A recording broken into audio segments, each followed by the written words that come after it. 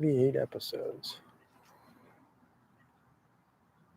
Hello, everyone. Welcome back. Rapid Fire Golf, episode 38, season 1. This week and next week, 2 episodes left for season 1. Hope everyone's doing well. Hope everyone had a good weekend. We are live back here at the Bethlehem Golf Club, back outside on the range. For those of you who have not been here before, Rapid Fire Golf, you guys ask your questions, whatever you want to talk about golf-wise, and I will answer semi-rapidly. And for those of you who have been here before, you fire away when you're ready. I'll hit a couple until I see some questions, and then we'll start chatting. We shall start chatting. I'm going to get some good feedback in until there's questions. Make sure she still feels good. Swing feels really good right this minute. I feel like Victor Hovland. I don't know if I look like that, but I feel like it. You guys don't know if you can see how nice it is here on the range now. We were a little chilly earlier this filming on Friday and last week, cold, but today's nice, like 65. Leaves are changing colors in the back. It's nice little fall weather for a week or so till we hit the road. So you guys fire away. Whenever you guys have questions, fire away and we will chat away. Or I could hit balls. If you guys want to watch me hit balls for an hour or two, that's cool. Eric, that's me. What's up? What's happening? Uh-oh, I see some questions rolling in now.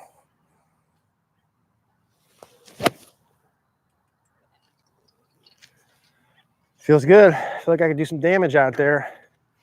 Joe, tried the single plane technique and it screwed memo. Screwed me up, maybe? Comments. Joe, yeah, so I would need to see your swing, right? I don't think a single plane in and of itself is a good nor bad idea. It's your application of that is a good or bad or correct or incorrect. So there's feels and there's reels. I'd have to see what are you actually doing that messes it up. Of course, if I saw your swing, I can tell you within about, I don't know, 10 seconds, what's going on, what to fix, how to fix it, but I'd have to see your swing. So single plane, not good, not bad. It's ultimately your application of it. Most good golfers, if you draw a line up their shaft at address, let's assume with like an 8-iron-ish, sorry, we got a little race in the back. Say the butt of the club goes up their belt line. If you drew a line right up that, most really good golfers, the club head traces pretty close to that line to here, works up it through the pec, parallel to it, flattens some amount just outside of it, gets back on it by last parallel, and then is on the ball. What you do at the top and on the way down, there's some different options too, but yeah, it's ultimately your application. Paul, can you talk about right hand in the grip, specifically the position of the index finger and the thumb in relation to the left hand? So I prefer, for most people, I'm just going to talk grip in general. And we did a video, we just did a YouTube video called The Perfect Grip, Paul, if you want to watch that, or if that didn't answer it. The grip to go more or less 90 degrees down the lead hand. You wrap the heel pad on top. Left thumb goes on the right side. Your right palm down the middle here covers your left thumb. And what did you say there, Paul? So right hand in the grip, so the position of the index finger. So the club for most people will go in the index finger either in this joint or here between these two parts of your finger. It won't be all the way at the top, won't be on the end of your finger. Some people trigger it through here. I have mine more through right here, through this knuckle here. That's where my index finger wraps around. Some people have it really close. Others have a little bit of a space there. Personal preference, in my opinion, on either one of those. And the thumb. Yeah, so the thumb for most will go just down the left side of the shaft. Now, it depends. A stronger grip will be turned more this way, kind of palm more away from you. So it'll be under. You'll see a little more of the right hand arm. A weaker grip will look more like this. This will be stronger. This will be weaker. Weaker, more on top. Stronger, more under. I would prefer a more under, stronger right hand for 95% of people, probably. Can you explain the down the line view of the swing plane should be shooting for, like steeper in the takeaway, shallow and downswing? How much is too shallow? Explain the slot. So yeah, if you watch some of our older videos, shallow the downswing, PGA Tour checkpoint for the perfect downswing, things like that, it'll go over this in general. But kind of like I was just saying in the first example, if you drew a line up the shaft, the club head should be basically on that during the takeaway, should be vertical of that, so the butt of the club on or just inside the ball, kind of more or less down the line at the top, or over here if you're a little shorter. Once you get back down to left arm parallel, the butt of the club should be on the ball line or just outside of it. Once you get down to here, that club should get back on that plane line, and then it rides the plane line into impact and then back up it in the follow through underneath the lead shoulder. That would be sort of a normal plane. What too shallow would be, depending on who you talk to, if that same sort of line is there, at last parallel, let's say the club right down your toe line would be about normal. If the club head gets too far inside your toe line, or at this point, the butt of the club pointed towards, this is 12 o'clock, 11, 10, the butt of the club's like 10 o'clock. That's a good feel for someone who's normally too far over the top, but that would be too dumped under. Shaft about down the toe line at last parallel would be on plane. You want to draw a line up the club at address, basically through your belt line, is how I do it. Hello from Spain. Hello from Bethlehem, PA. I hit some nice draws with the driver for the first time in a while. Excellent. Got the club to shallow, and I kept my head behind the ball. Excellent. Love that. Club shallowing and head behind the ball is a recipe for really good shots, so long as your club face is square. If it's not, you're going to hit some way to the right, high and to the right. If it is square, you can hit some bombs. So if you get the club shallow and your head stays behind it and you hit it high to the right, your face is probably too open. Okay. Let's see. When trying to create good wrist conditions, it tends to create some tension in my arms. Any suggestions? I would say, number one, we don't know if that's a good or a bad thing, right? Tension isn't inherently bad. Tension might be good. It might be uncomfortable. When I do my backswing and I get really good wrist conditions and I feel at the top more this way, I feel some tension in my lead shoulder, my arm compared to normal. I don't really see it as a bad thing per se. So I think if you're trying to do good wrist conditions and you feel tension, again, I don't know if it's good or bad. If you don't like feeling it with your lead hand, you can only feel it with your trail hand or vice versa. I do better with my wrist conditions with my trail hand. That's like me feeling my right wrist bent back, my right palm at the camera, instead of like bowing my left wrist. I don't do well with left wrist feels. I do well with right wrist feels. I can feel my right wrist bent back, pointed towards the camera at the top. So really it would look like this. I can feel that with my right wrist easily, and I can feel me maintaining my right wrist. With my left wrist, that feels a little bit kind of goofier for me. So I think some personal preference in there. Brett, appreciate the great instruction. Thank you. You're welcome. On video, great instruction. Wondering on video if you feel that the right elbow should be seen under your left arm on the downswing from a side view. Yeah, 100%. So if I'm making a normal swing, now you got to keep in mind it depends a little on my shoulder tilts. So how much tilt I have with my shoulders is going to affect where my elbow is as well. Okay, but in general, as I start back down at left arm parallel, I'd prefer to see the right arm underneath the left.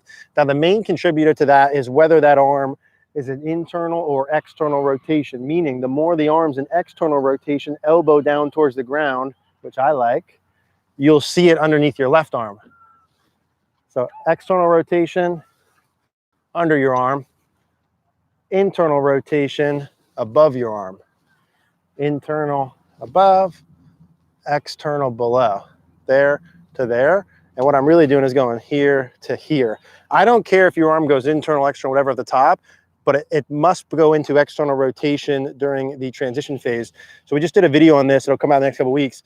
You need to get your upper arm, your humerus, from wherever it is to back in front of you. So it's at least on your back line. The elbow from here points more down towards the ground. You could keep it in the whole time, elbow down towards the ground, humerus more in front of you here, and then it's already in front of you.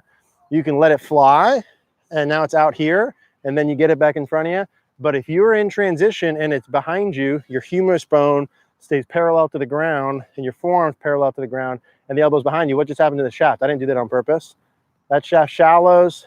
This one doesn't. Now, the key is as you do this, you don't lay the face open. You still got to have good wrist condition. You got to have a little twist away with the lead wrist there to have that face square. That's what really good ball strikers do. That's what like world-class ball strikers do, like Victor Hovland, Bush Koepka, Dustin Johnson, and now Eric Cogorno. He's training that in his own swing, as you'll see on future videos. William Wilson just got me a Live View Pro. Excellent. Any tips on setup going face on down the line? Yeah, so I would set it up from face on, chest height 90 degrees to you, and from down the line, still chest height. And it depends on who you talk to. I go down the hand path. So when I take my setup, I always record down my hand path. This would be your toe line. Your hand path basically just on your toe line, meaning you don't record on the ball line. You don't record on the butt line. You record on the hand line. When Mary and I set up videos to do YouTube videos, we still have to like triple, double, quadruple check it. So don't expect to be perfect.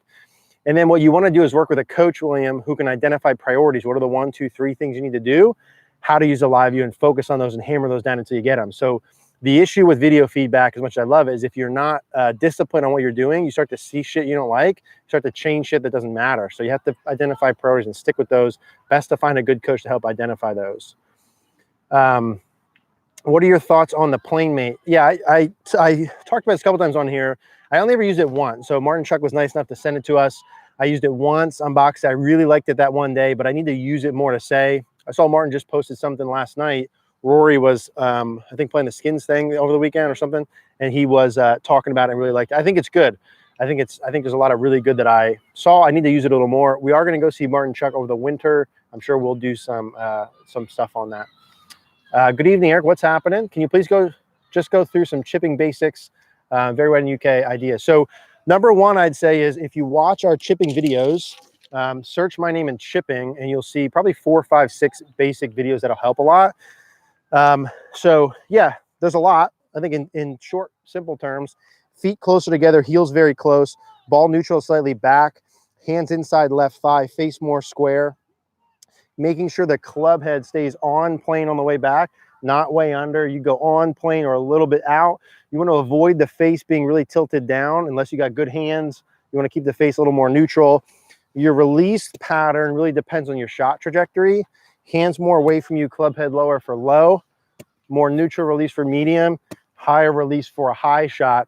I think you'd be better off in this rapid fire format watching those chipping videos. There's probably like literally an hour and a half of videos on YouTube that you can watch for that. I don't think we have a chipping masterclass, but we have a lot of videos on here you can go watch. Live lessons, a lot of chipping lessons. So when it's wet, you have to just make a determination.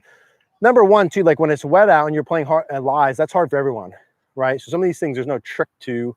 They're just hard. You got to make sure you hit the ball first. Like how do you hit out of a fairway bunker? Well, there's things you can set up to do, but then it's like it's a tough shot. Even the best players in the world hit them fat or thin, right? Like that's part of the deal.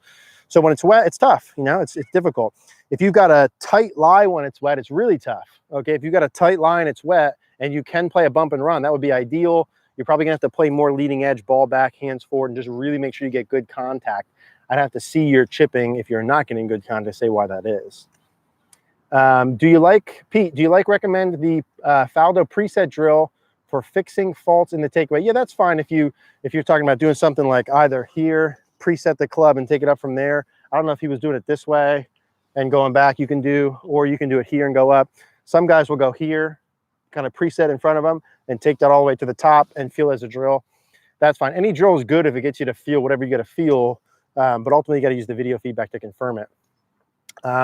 I'm usually way too inside flat. Could it help downswing too? Yeah, so, you know, depending upon why, if you're too rolling on the takeaway inside and then you're flat here, everyone who rolls early, well, 99% of people who roll early are also flat. 98% of people who are outside are vertical because those go together. Because what changed from here to here is forearm rotation. Here's flat, lots of forearm rotation. Here's vertical steep, no forearm rotation. So if I took the club head outside, no forearm rotation, I'm gonna be vertical. If I roll it, I had a lot of forearm rotation, I'm gonna be flatter.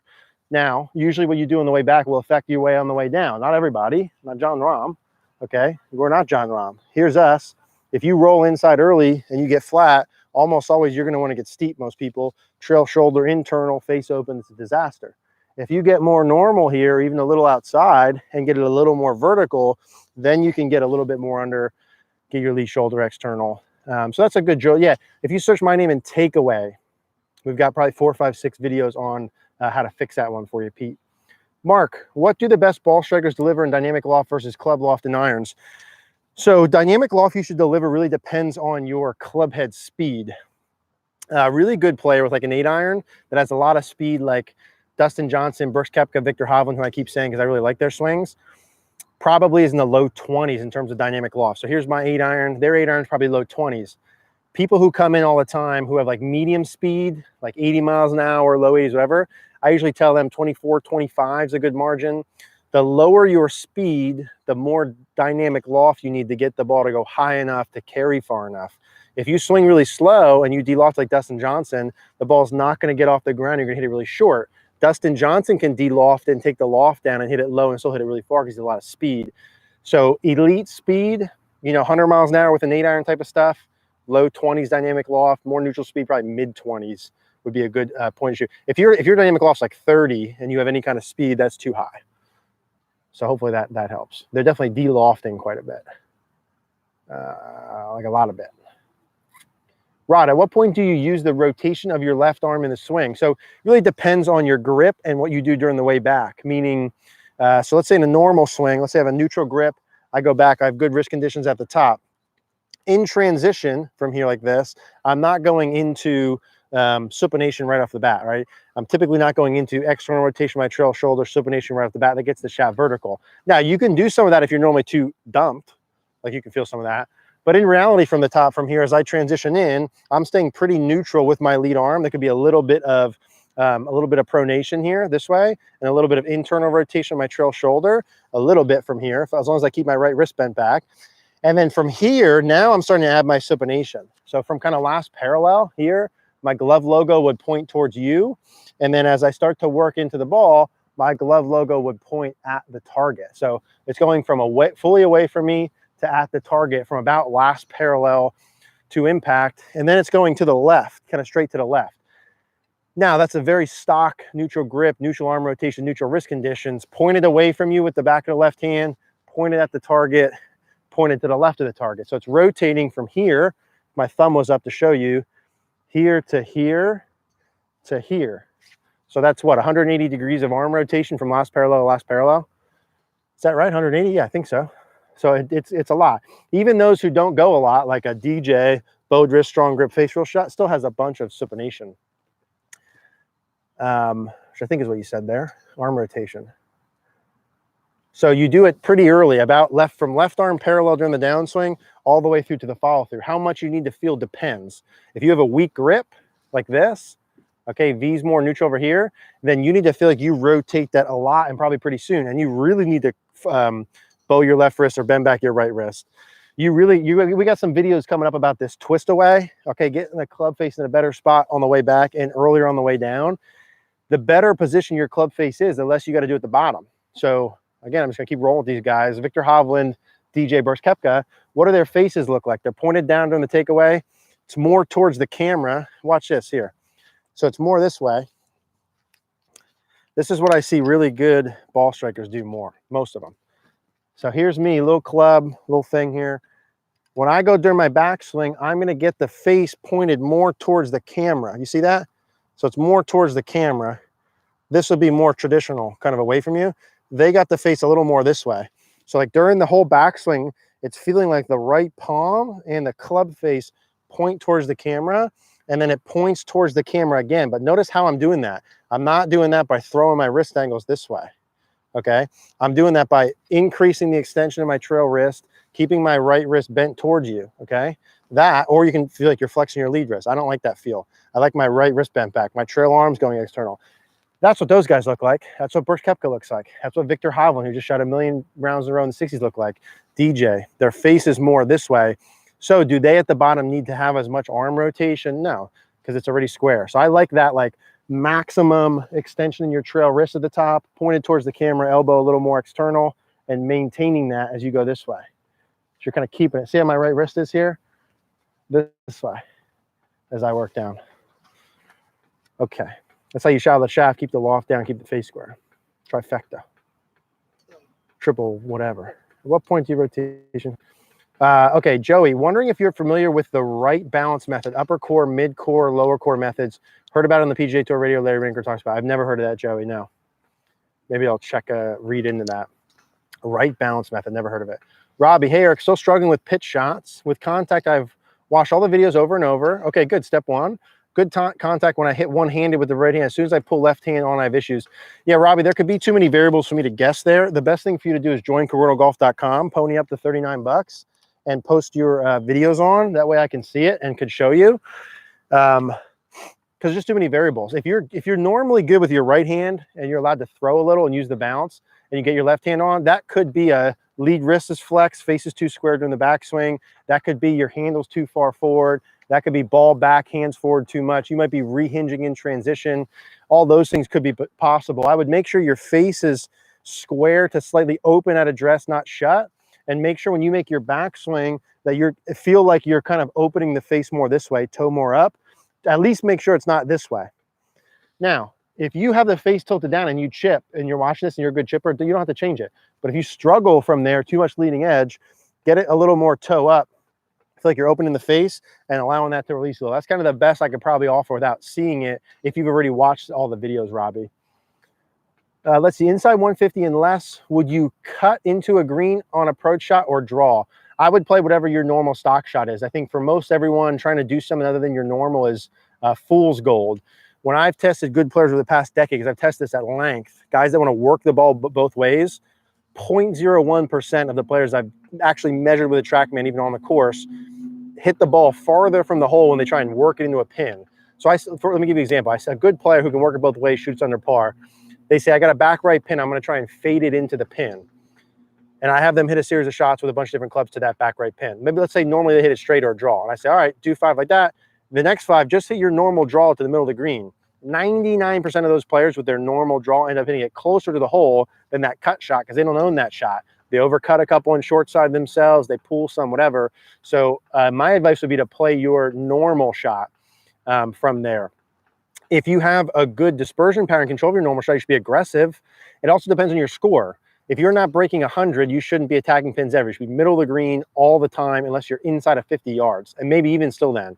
If you're breaking 90, you can start getting a little more aggressive inside 100, but not outside of 100. And if you're breaking 80, then you can get a little more aggressive up to about 150. That's like maybe. Okay, what do you think of the 10-finger grip? Any reason not to use it? I think it's okay if you can use it. I don't teach it as much. I would typically teach an interlock or an overlap method. I don't teach a lot of beginners anymore, so I don't really teach a lot of grip. Most people come to me that have been playing for a while. I might tweak their grip, but I wouldn't change a 10-finger grip if I saw it and it wasn't causing any problems. Michael, what's up? What's up? What's up? Aaron, hello. Larry, what's up? What would be the proper downswing sequence to post into my left leg? Does the left leg just straighten as you turn your left hip? So Larry, what you need to do is if you search my name and left leg, we did a video of literally my thought process was your exact question. Is what's the proper sequence of posting into the left leg? Does the left leg just straighten? I did a video literally answering that to a T. So search my name and left leg. The moral of the story is this, Larry. When you take your setup position, your left leg is bent. Kneecaps are about over the balls of the feet, edge of the shoelaces. When you go to the top of your swing, that left leg increases bend. The kneecap increases the amount of bend. As I go in transition, I maintain or increase bend again, let's say roughly until last parallel. So arms about here. From there, my left leg starts to straighten, my hip starts to work back this way. So from this side, the left knee's bent over the shoelaces. It increases bend up to the top, increases bend again as it goes external ideally, and then it starts to straighten from there. So that's a normal pattern. Some really good players straighten earlier, some straighten later, but that would be a stock pattern. Okay. Steve, hey Eric, hitting driver and irons really well, but not scoring due to lack of practice on short game. Any specific drill to do that to maximize the time available? I think the first thing would be to, let's say, would be to audit your time. So if you practice for 2 hours per week and you're saying what you're saying to me now, you should spend probably 1 hour and 20 of that on short game and 40 minutes on long game. So if you have, what are we doing here? You have 120 minutes. I would spend 40 on long game and 80 on short game. And I would do short game before you hit balls every time you practice. When you practice, if you're smart, okay, it's not easy to do, but if you're smart, you should putt first, then chip, then hit balls, not the other way around. Because what happens, you get stuck on the range and you never go do short game. So I would audit your time, and then I would do short game first. Any specific drills, I would say, Steve, I have some general things. If you search our videos, most of our short game practice is on cogornogolf.com. We kind of do more mechanics videos here. I have a ton of recommendations. I'd probably need to know more about your game though, Steve. What specifically do you need to get better at? Short distance make percentage, reading the green, speed control, 3 putt less, chip closer to the hole. Do you need to learn a certain flight? I need to know more info there, Steve, to really help. Check out cogornogolf.com. Again, if you guys, $39 a month, you guys can post up your questions, videos, and I'll answer them all for you on there. I can just help a lot more. Thank you. Thanks for coming. Any drawbacks of practicing too much on artificial turf versus real grass driving range besides no divots? I don't think so. People come in all the time and they say about hitting off mats versus grass. I think there's no difference, meaning I can tell like when I'm hitting it good or bad. Of course, when I hit off turf or mat, it makes your mask your bad shots. Of course, you can hit a little fat and the ball still goes good, but you can feel it. The reality is if you're hitting the ball solid, you should be able to hit it off anything. Grass, turf, concrete, dirt, whatever, cart path. If you're hitting it solid, you hit the ball first, right before you hit the ground.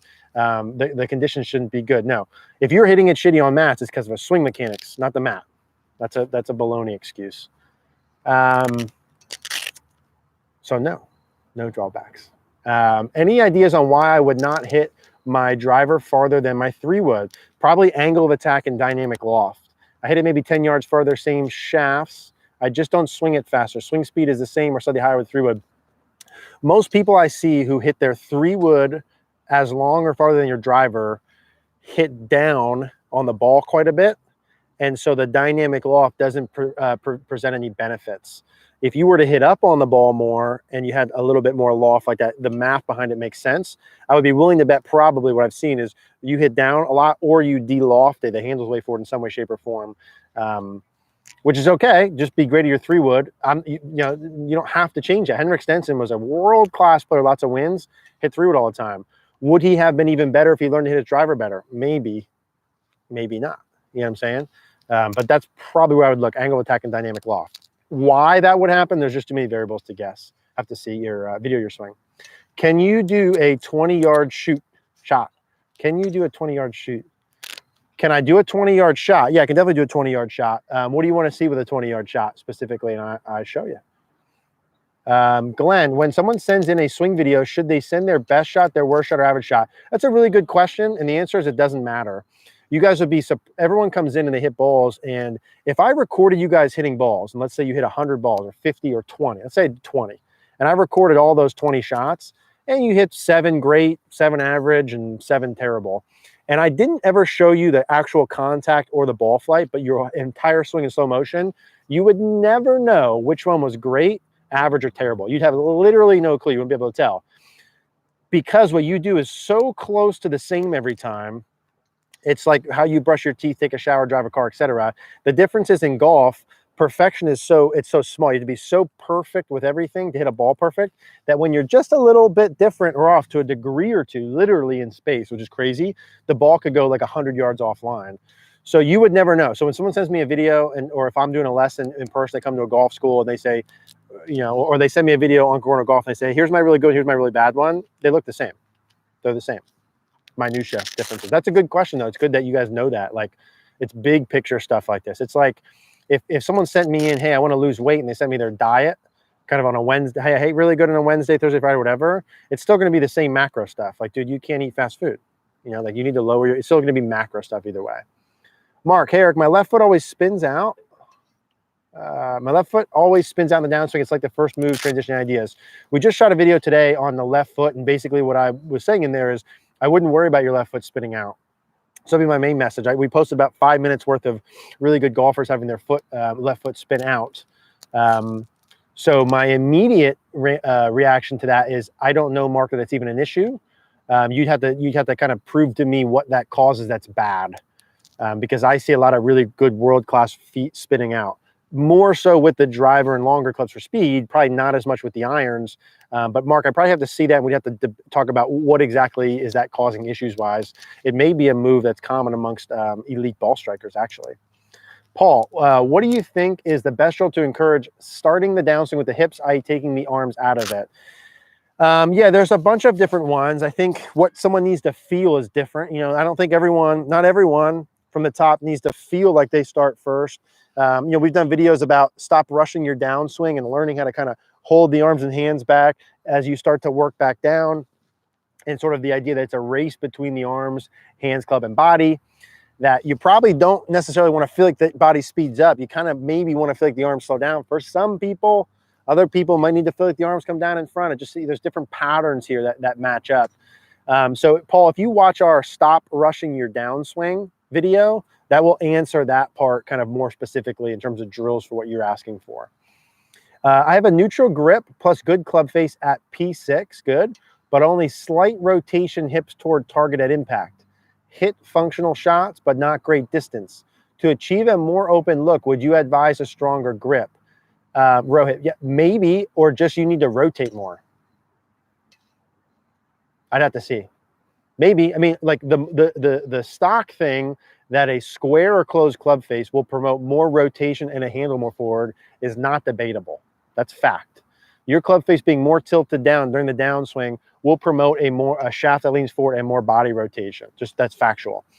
Now, as a point of diminishing returns, you might have a perfect club face and you just don't rotate enough, and you need to learn how to rotate better. Rohit, that could be what the issue is. So would in general, based on just that little piece of information, would I recommend a stronger club face? Not necessarily.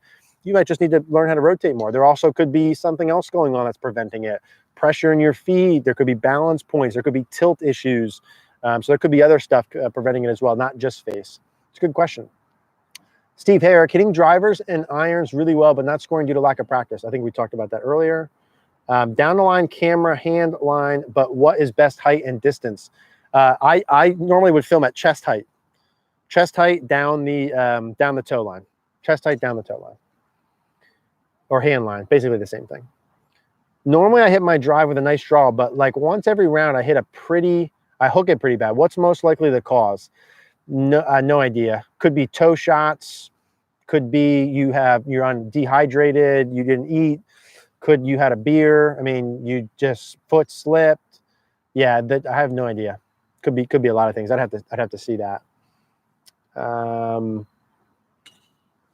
Yeah, I mean, it could be that you have the face close to the path and you time it well and one you don't. It could be a toe. I mean, the first thing you probably want to check with stuff like that when something randomly pops up outside of norm is center face contact. So like spray your face, see where the ball hits. With your driver, you might just hit one off the toe, or even if you hit it far enough on the heel and it might snipe left out of nowhere. So I would check center face contact first, Magnus, and then kind of work from there. Do you think indoor putting mats are useful for practice? I think indoor putting mats can be really good for setup, start line, and path.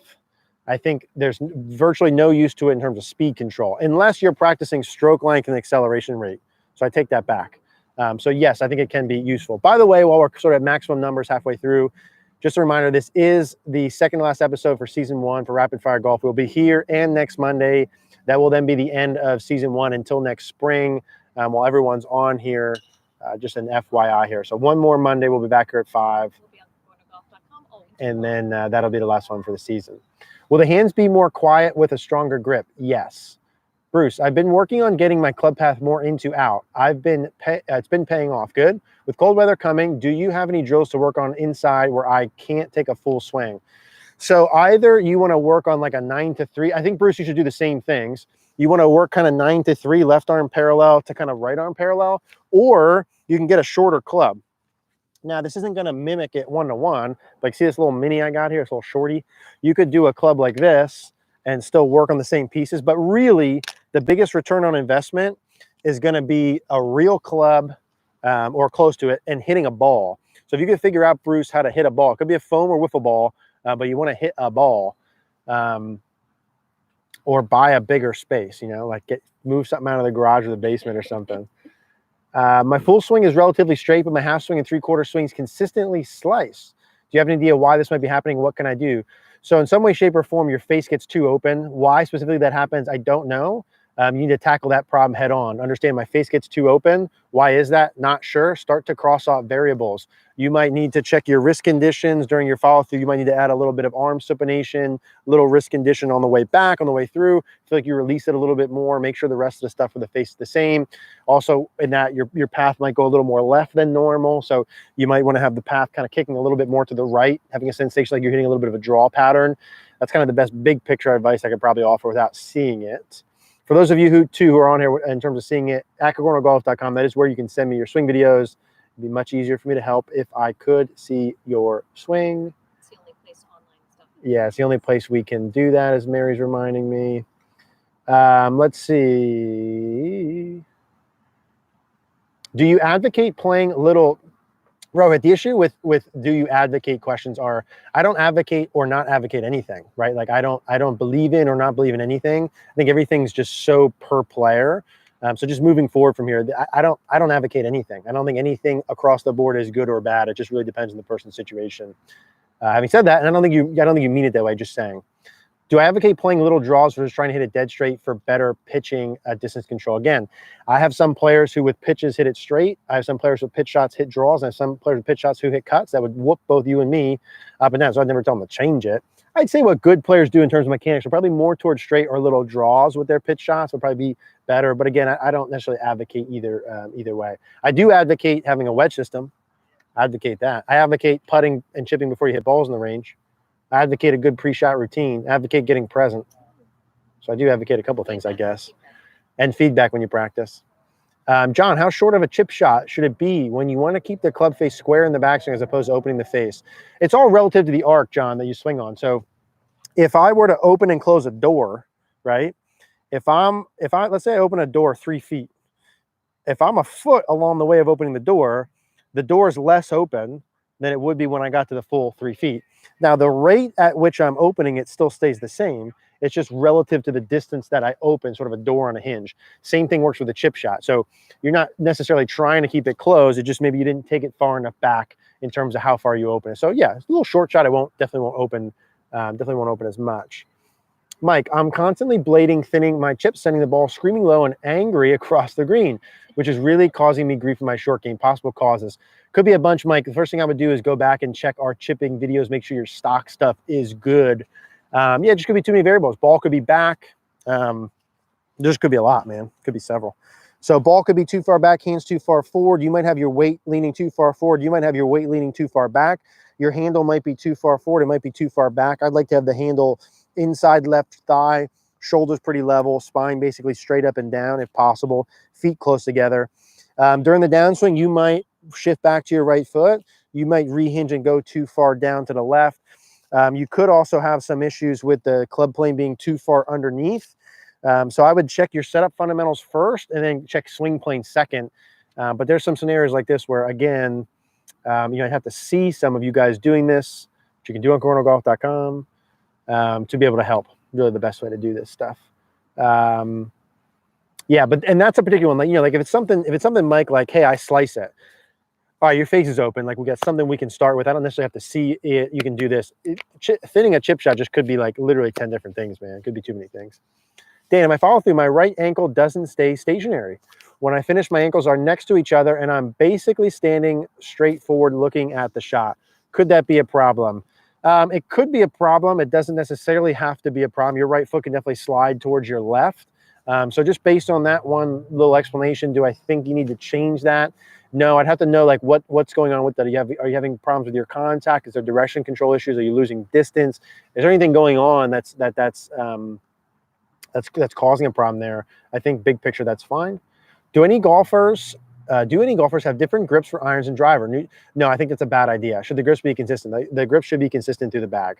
Golf's hard enough, man. Changing grips on your clubs. The only time I'd change a grip would be with chipping. Like chipping, getting the grip consciously weaker compared to normal has a lot of benefits in terms of the face being open and bounce. But in terms of the other ones, I don't know that I would do that. Now, having said that, if you can figure out a way to go play and you make your grip stronger with your driver or weaker and it works every time, then more power to you. I think that's fine. Mark, hi, I'm trying to shift my weight on the downswing, but shoulders spinning out. Any tips? So if you're saying, Mark, from the top that your shoulders are opening too soon, I'm assuming what you're saying, then you need to feel like they stay closed for a little bit in transition. How long should they stay closed? Jeff, if you search, is that Jeff? Yeah. Mark. If you come search my name in rotation, you'll see a video where I have a stick across my shoulders. And there I go through the specific rotation amounts you should have.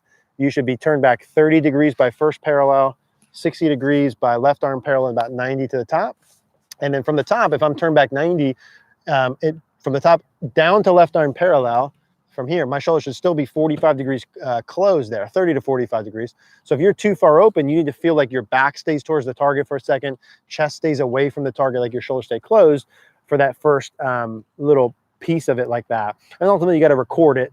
So like, hey, how long should I stay close? How much? We got to record that, right? Give yourself feedback. So always the solutions here are feel the opposites.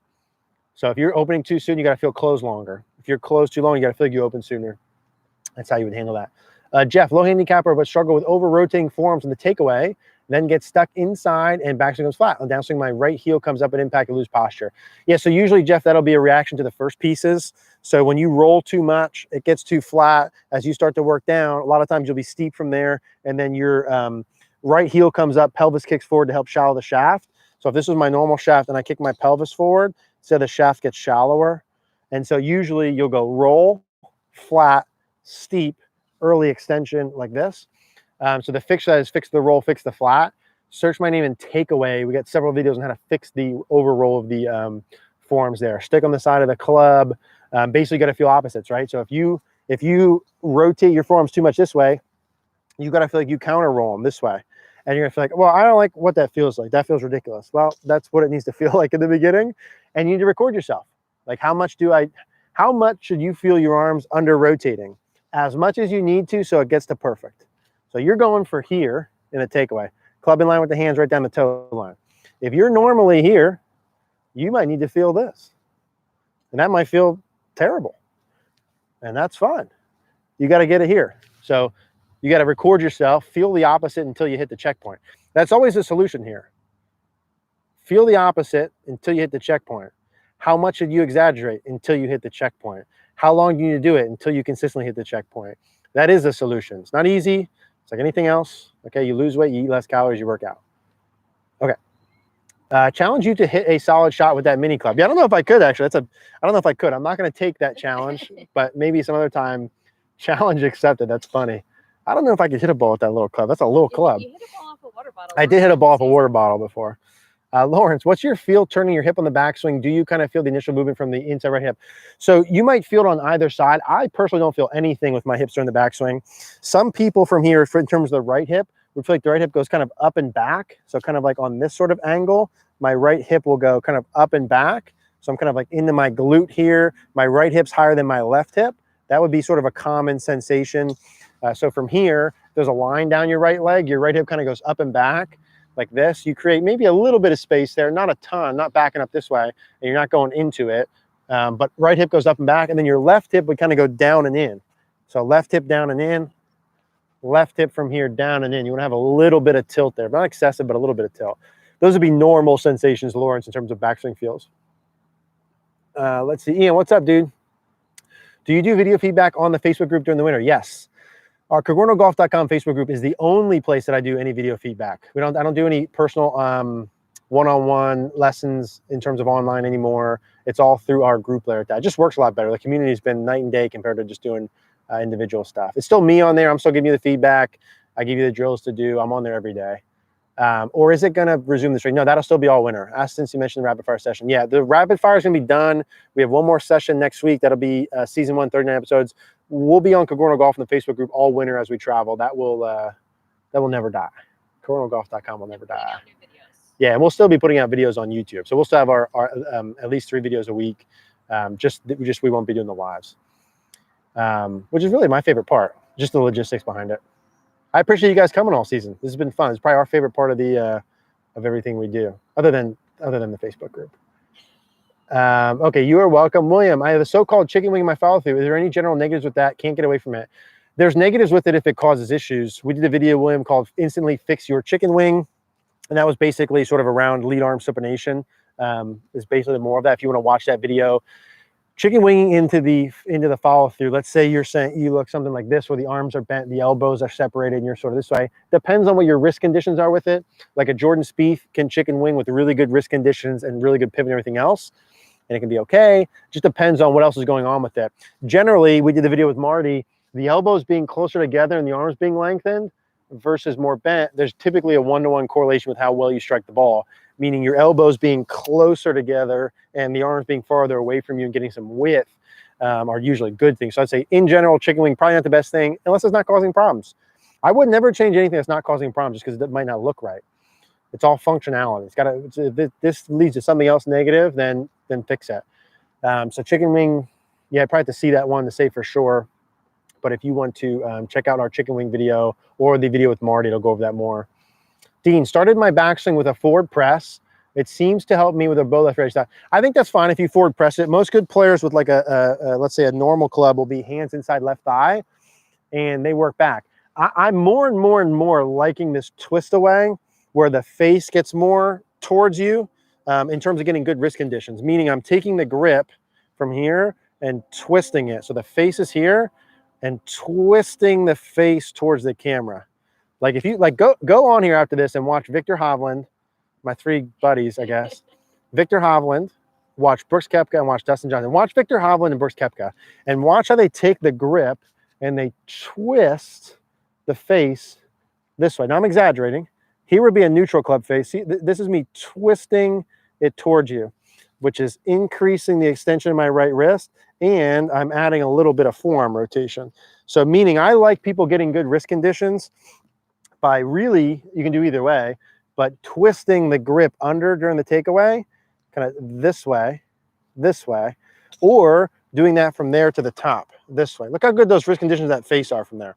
Like if you get to here at the top with your wrist conditions good and the face not even just square, but a little close to square, the odds of you having good downswing things go up like 100% compared to open. And if you could go from here and twist the thing, look at my left hand glove, my right palm, twist it towards the camera. Now I'm not throwing it, okay? I'm twisting it. My trail shoulder is going in external rotation. My right wrist is going back like that. And I have the shaft shallow with a square club face. You're in line to do everything good from here. So it's here, and I'm twisting it, okay? The right wrist needs to stay back the whole time when you're doing that, the trail shoulder under. So that would be one way to do good wrist conditions. If you push it forward and that does it too, that's cool. If you feel the left wrist bow, that's cool. I have a lot of success with that trail hand with myself and most of the people I work with. A lot of gold in there. You can get that right and get a lot of other stuff wrong and still hit the ball really good. Chip, should you feel that you're hitting the ball with the back of the left hand or with the right hand? Yeah, these questions, just like I was talking about in terms of left or right and saying you could do this, you could do that. Inherently, there's no correct answer to a question like this. There's no correct feel answer ever. There's only literal. So hitting the checkpoints is the gold. If you feel your left hand hit the ball, back your left hand, and that produces great movement, that's excellent. If you feel your right hand hit the ball and that produces great movement, that's excellent. I always use the example. I could have two guys right next to each other, robots. Same exact swing, same exact contact, same exact ball flight, shoot the same exact score. I asked Tour Pro 1 on the left, hey, do you feel your left hand or your right hand? He says left hand. I asked the other Tour Pro, do you feel left hand, right hand? He says right hand. They're doing the exact same thing. One feels right, one feels left. Who's correct? Neither. Feels are all relative. Feels will come and go. Feels will die. Checkpoints in space will never die. That's the whole point of why we built Cogorno Golf, other than us seeing your swing, is like, hey, here are the checkpoints you need to hit. Now, your job is to feel whatever you need to feel to hit the checkpoint, right? So if I say, hey, your right wrist needs to be bent back here and your left wrist needs to be here, and you tell me, man, I really feel like I'm cranking the grip this way, I'd say, that's great. That's cool. It doesn't matter what you feel. It matters, do you actually do the movement or not, right? The feels don't matter. So either one, Chip, either one. I've typically been a sweeper of the golf ball with irons. What are the pros and cons of working to increase angle of attack with the iron swing? So the cons of sweeping the ball with an iron in terms of picking it are not creating a divot in terms of when you have a tight lie can be difficult, and when you have rough. So if you really get here's the ball and here's the club and it's really shallow this way, that's cool if you can have the dynamic loft for it, because you can hit bombs. Like if you can lower the dynamic loft and shallow the angle of attack together, that's great. But if there's too shallow, there's too steep and there's too shallow, okay? If you're too shallow in terms of angle of attack, you'll struggle out of the rough. You'll struggle with like fairway woods off the ground, hybrids off the ground. You'll probably be really good with wedges and really good with driver, and you'll struggle with long irons and fairway woods because you're too shallow. The issue with steep this way, like steeper like this, you'll be better out of the rough. You have a better chance with the fairway wood off the ground, as long as you're not too steep. But you'll struggle a little bit more with the driver, and you'll still be okay with the iron. So there's pros and cons of either side of it.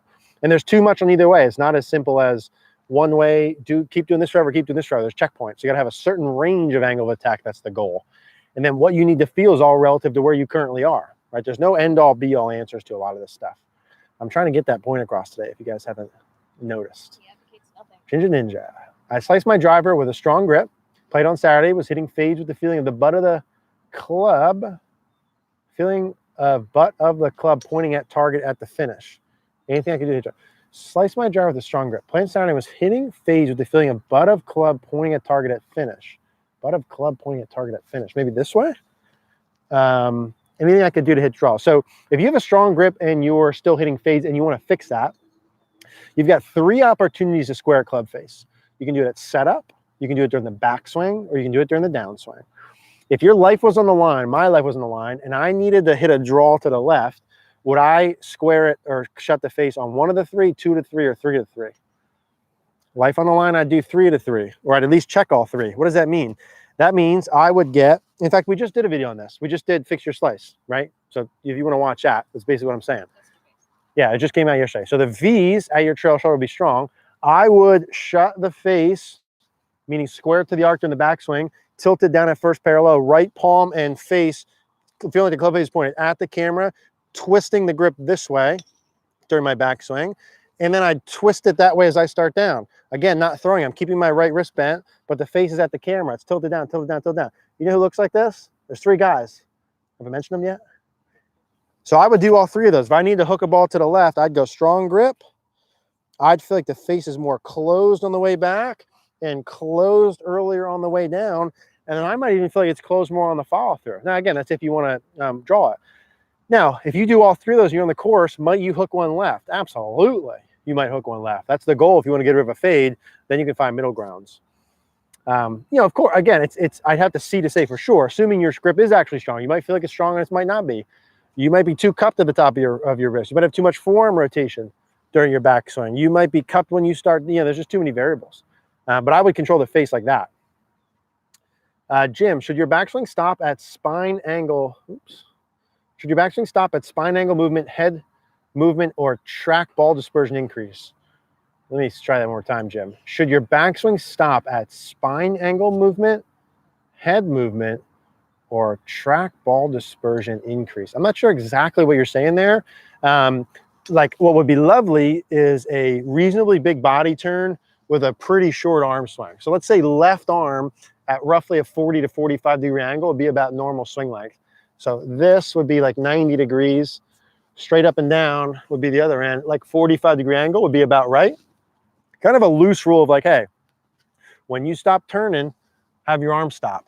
It's not technically true for some people, but it's an okay, stupid little visual. When you stop turning, have your arm stop. I think that's how I'm going to answer that, Jim. I'm not exactly sure what you're saying in terms of those pieces, but I'd say when you stop turning, stop. Jeff, you're welcome. Why do I have a lot of right tilt when setting up to driver? I will not have a lot of tilt at the top of the swing anyway. Why do I have a lot of tilt at the top of the driver? So because when you're, so it's like a plus minus system. If we're saying at impact, you want to have a greater amount of tilt to the right side bend with your driver compared to other clubs, it's like a plus minus thing. So if I start with 10 degrees of tilt, I'm still going to add left side bend during my backswing, but then it's easier when I add my side bend back in, I'm already going to be more behind the ball. Do you understand what I'm saying? Here's me starting it. Let's say I'm plus 10. Now I take it out with left side bend, so I'm back to 0. But now I can add right side bend, and I'm already back here. I'm back at plus 10. If I don't have side bend, watch my head go towards the target. Here's an iron. So now I'm 3 degrees, 0, less than 0, back to neutral. So the reason you start with side bend is so that your head's back behind the ball, right? So here's my head. There's a flag in the back. Here's an iron. Here's a driver. See my head went behind the ball? Now, why do I want my head to get behind the ball? So I can hit up on it with my driver for distance. The only club I want to max distance out. So it's just a plus and minus system. Just easier when you start plus, right? Like if you and I, man, were running a race and I started 20 yards ahead of you, I've got a greater chance of beating you than if we started at the same spot. That's how the side bends work. Amazing tutorial. Greetings from my thank you. Welcome. Ian, you're welcome. Let's see here. Mike, thanks for the explanation. Eric, you're welcome. I have to record myself and check my form. Yes, you all should be recording yourself. Ideally, you have a live view so you can see yourself as you're doing it, but at minimum, you should be recording yourself. I record myself every time I practice what I preach, because it's the right thing to do. You have to record yourself. There's just feels and reels. Thanks for my phone. Going to do high speed, and I can compare my swing to your examples. That's perfect. Love it. Love it. Steady discipline of recording your swing. Jin, what would be a good benchmark dynamic loft and launch angle for hitting a mid iron? I always use 8 irons on there just to keep it simple. It depends on what kind of loft your clubs have. Some have more, some have different, yada, yada, yada. It depends on your club head speed, like I mentioned earlier. More speed, lower loft, left speed, more loft. I would say if you have a lot of speed, low 20s with an 8 iron would be ideal, but that's like world-class speed, like 90 plus miles an hour with an 8 iron, maybe closer to 100. If you got like neutral speed, closer to mid 20s, 24, 25, 26 would be appropriate. If you've got low speed, then you might be closer to 30. But if you're normal, like if you hit your 8 iron, like let's say 150 yards, you don't want your dynamic loft really over 25. That'd be a good stock. Lawrence, what's your initial feel when starting the shoulder turn in the backswing? So I personally don't feel anything. Some people will feel like their right shoulder retracts up and back. So kind of like they're doing the lawnmower deal. Their right shoulder goes up and back. Some people feel their right pec working back towards the camera. Some people feel their sternum working this way. Some people feel their left shoulder down and in. So from this side, you'd feel the right shoulder up and back. You'd feel the chest kind of up and back. You feel the left shoulder down and in. Those would be some common shoulder tilt feelings. There's no one correct. There's different people that feel different things. You are welcome. Do you shut the club face with your hand or wrist? Both. Hello, I've been struggling to get stuck with Hello, I've been struggling getting stuck and flipping. Is driving the right elbow in the downswing a good feeling? I've been trying it, but I'm hitting a few shanks. So driving the right elbow, what you want to have your right elbow do is really what you want your humerus bone to do, which is your bicep area here, your upper arm. Wherever it is in space, as you start down by left arm parallel, here's my humerus bone. When I get down to left arm parallel, I want that humerus bone in front of my back line. Here's my back line. Right here. Here's the edge of my body. Here's my humerus bone. Here's it on the line. Here's it in front of the line. That's about as much as I can max it out. Here's it behind the line. If my elbow goes behind that club line, you're most likely in trouble. You could from here have really good wrist condition form rotation and really turn it like Jim Furyk, but he's an anomaly. You're probably not going to do that. You want to have the elbow more here on your downswing. Now, watch this from here. Here's the same thing. Here's behind me. Here's in front of me. I'm not adducting this way. So here's adduction, abduction. Abduction is my elbow away. Adduction is my elbow towards. I'm not doing it like this. I'm doing it like this. That's what you see here. That trail wrist goes into extension and the arm gets in front, the humerus bone, the elbow goes down towards the ground with external rotation on the downswing. Doesn't matter where you're at the top. Now, if you're out here, a flying right elbow internal, that's cool, but then you got to get back in front more. Or if you want to keep it more in, then you're in more. When you start down, you want to feel that bicep and upper arm and elbow getting back in front of you, not down, not like jamming it in your hip. You're going back in front of you, like this way, like that. Now I get it. Thanks, learned a lot from you. You are very welcome. Andy, love the videos. Okay, we got 3 minutes, so let's roll through a couple of these here. Love the videos. Was at the range this PM working on the impact pose drill. Love it. How do you like it, Andy? I think it gives you good feels. I like those impact pose for feels. It's like if you do an impact pose, you're like, oh my gosh, that feels so different than normal. And you record it. You're like, holy cap, my left shoulder feels really up and back. And you look at it, it's like, oh, that looks perfect. But then you probably need to feel like your left shoulder goes up and back. It's like a good, gives you an idea of what you need to feel. Okay, hey Eric, grip neutral to strong. What would be the position of elbows left and right throughout the whole swing? That's a longer answer than probably rapid fire. Does the weak grip influence elbow position, or must they be the same regardless of grip? I would say, Habib, the grip position affects wrist conditions more than the elbows. So I'll give you a rapid answer to some of that stuff. If your grip, and so if you search my name in grip and wrist conditions, search my name in grip, search my name grip and wrist conditions. And there's like 3 videos we did, matching grip to wrist conditions, the secret to good wrist conditions, that explains this in detail. Search my name and passive release. It talks about this too. You're strong, the left and right there, the whole swing, there's a weaker position. Okay, so really the grip is going to affect wrist conditions. The weaker the grip, left hand or right hand, the more you got to flex the lead wrist to get the face in order, and the more you got to flex the wrist to get the face here. So here's a weak grip, normal takeaway, face up. I got to flex it down to have the face down. Here's a strong grip, left hand turned a lot more. When I go back neutral, the face already tilted down. If I bowed it, it's really tilted down. So weak grip, you got to bow more during the backswing or downswing. And as you bow more, you typically always need to add more supination, more arm rotation. So like a John Rahm can have a weak grip. He bows it a ton, he lays it down, and then he has a ton of supination, and he's great. So that's now how it works with your elbows. Okay, really, there's different patterns. So if I have a stronger grip, left hand strong grip, my elbow will point more at the target, more at the target. If I've got a weaker grip, my elbow will point more at my hip, like that video we did, more at my hip. If I've got a stronger grip, elbows at the target, I probably don't need to have my elbow down towards the ground as much. I still can, but it's okay if it's a little more out because my face is good. And then as I start working down, the stronger the grip I have, the more I can kind of drive, hold it, and have the left elbow point towards the target longer.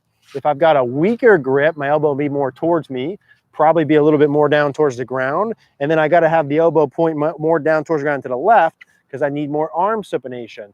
my right arm will kind of follow that. I want to get to some of these other questions, but that's sort of a masterclass in and of itself. Hopefully that answers your question in general. Strong grip, left elbow more at the target. Weak grip, left elbow more towards the ground during the follow through. The trail arm is going to kind of follow that. What do you think about one length irons? Don't love them, don't hate them. I've seen probably 10 to 15 people with them. Didn't see any noticeable improvement nor negative.